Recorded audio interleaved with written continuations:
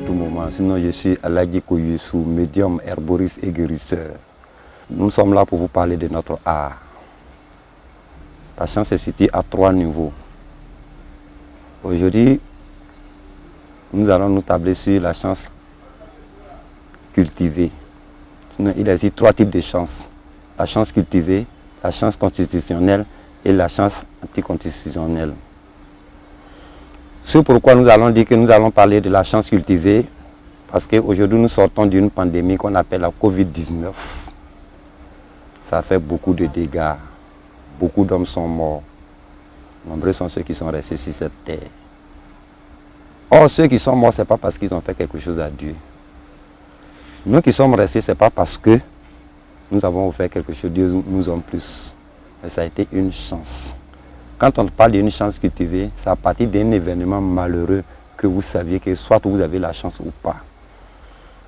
À partir d'un accident, vous sortez indemne. Tandis que d'autres sont morts, ils sont handicapés toute leur vie durant. Une pandémie, une épidémie vient, vous sortez indemne. Ça peut être de là que on dit que vous avez la chance. Ce n'est pas quelqu'un qui vous dit que vous avez la chance, mais vous-même vous dites que vous avez la chance parce que vous êtes sorti indemne de cette situation. C'est pourquoi nous disons à nos compatriotes, quel que soit ce qui leur arrive, c'est Dieu qui est toujours au contrôle. Quel que soit ce qui va devenir. Une fois que vous mettez la faute à quelqu'un, c'est que vous n'êtes pas bon croyant. C'est pour cela où le bon croyant, chaque matin qu'il dort, le matin il dort sur son lit, au réveil, dès qu'il ouvre les yeux comme ça, il dit Dieu merci de m'avoir donné le jour. Car dormir c'est mourir, mais se réveiller est un miracle. C'est pour cela que Dieu a dit ne faisons pas de notre maison une tombe. Chaque nuit que vous êtes en bonne santé, que Dieu vous fait grâce. Pour un chrétien ou un musulman, vous sortez doucement, sans pouvoir déranger les voisins ou bien vos enfants. Vous prenez votre ablution, vous priez Dieu qu'il vous fasse dormir le jour. Qu'il vous donne le jour. Et le matin au réveil, vous lui rendez grâce. C'est pour dire aux autres, à tous ceux qui nous entourent, de ne pas perdre espoir, quelle que soit la situation dans laquelle ils se trouvent. Car il y a un Dieu pour tout un chacun de nous. Quiconque a la foi doit obtenir tout ce que son cœur a besoin. Dieu pleure souvent quand il voit ses enfants pleurer et souffrir. Parce qu'il nous a donné des armes, la foi, la bénédiction et les sacrifices. Il y a des gens qui sont toujours indemnes d'une situation, quelle que soit la situation, ils sont indemnes, c'est parce qu'ils font beaucoup de sacrifices. Dieu n'aime pas crédit.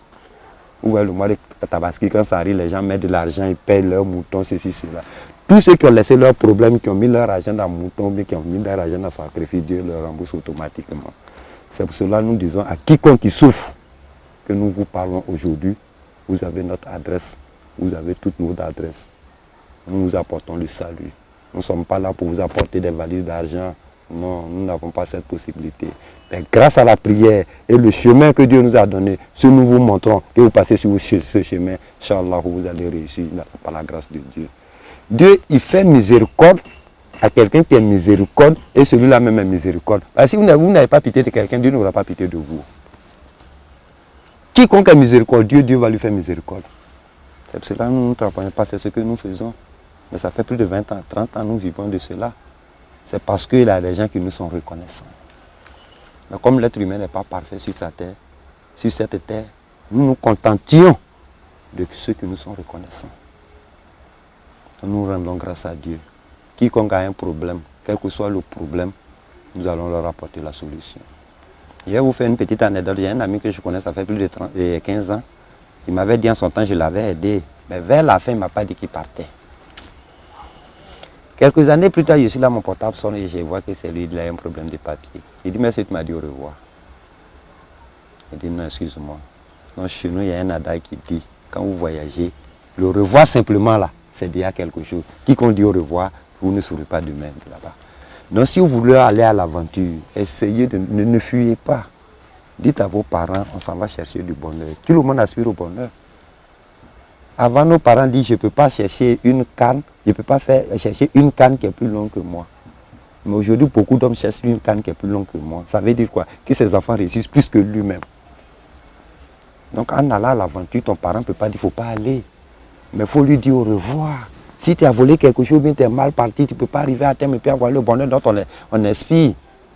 C'est pourquoi ceux qui nous ont dit au revoir, nous ne sommes pas à 100% à l'unanimité, mais ceux qui nous ont dit au revoir nous appellent toujours que ça commence à aller. Et on continue toujours de persister.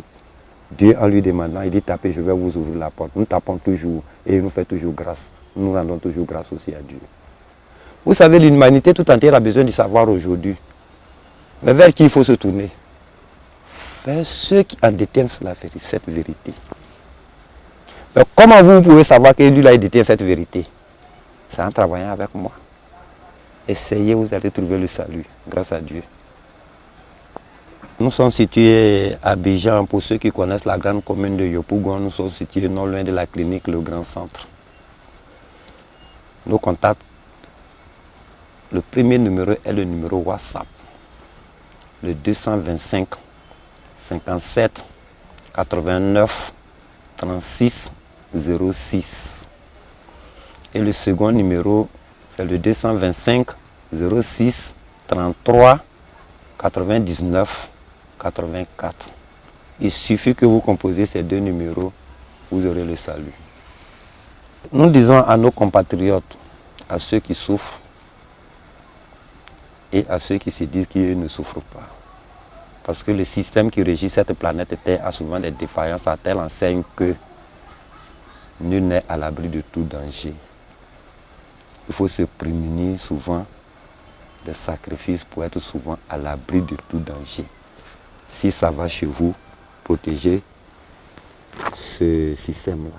Si ça ne va pas, cherchez à ce que ça vienne, ça aille chez vous. L'impossible n'existe pas. Il faut persévérer, positiver toutes choses en toutes circonstances. Dieu vous donnera ce que votre cœur désire. Si vous avez un souci, vous n'avez qu'à composer les numéros dont je viens vous citer tout à l'heure.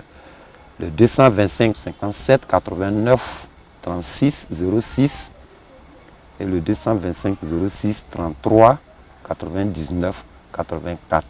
Vous appelez ce numéro. Si nous sommes en mesure de vous aider, on vous le dira. Si nous ne sommes pas en mesure de vous aider, nous vous le dirons. Car dans notre cabinet ici, la sincérité et l'humilité nous habitent. C'est ce qui fait de nous Allahgi. Parce que quand vous n'êtes pas en mesure d'aider quelqu'un, soyez franc envers lui.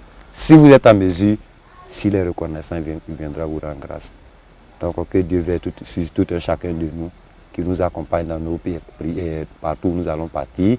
Voilà un événement qui va bientôt arriver dans cette Côte d'Ivoire. Que Dieu mette la main sur cette Côte d'Ivoire afin que tout le monde sorte indemne et que nos frères se soient réconciliés tout et autres. Nous ne parlons pas de la politique, mais nous faisons la prière pour tout un chacun de nous. Quel que soit l'endroit où les gens vont nous écouter, où ils sont, que Dieu veille sur tout un chacun de nous.